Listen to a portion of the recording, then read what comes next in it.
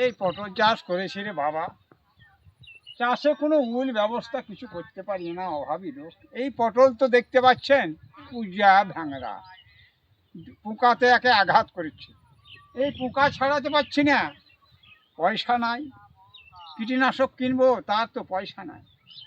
ঘরে মেয়ে ছেলে আদিক্ষেপ করছে, লোকে মাছ ধরছে, কত বোঝাই বোঝাই নিয়ে আসছে, আর তোমার একটা তরকারি খেতে পটল নাই।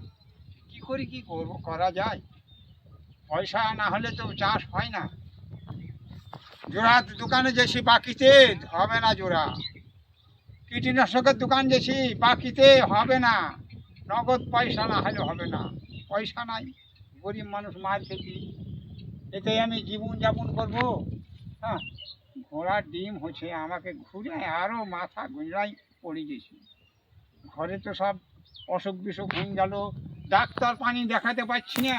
কি করে আবার জমিতে চাষের খরচা তাও জোগাতে পারি না, অসহায় পড়ে গেছে। আল্লাহ তালা যে আমার এমন ভাগ্য করে আছে, চিরদিন জনম আমার কাঁদতে কাঁদতেই চলে গেল। আমার কাঁদন ছাড়া কোনোদিন হাসি পেলাম না। হে আল্লাহ, তুমি একবার আমার দিকে তাকিয়ে দেখো আল্লাহ, একবার আমাকে সুখী করো আল্লাহ। সারা বিশ্বের লোক সুখে আছে, আমার থেকে অভাবী লোক আর এই শেরপুর গ্রামে নাই, এই দখলবাটি অঞ্চলে এরকম নাই। আমার থেকে গরিব মানুষ,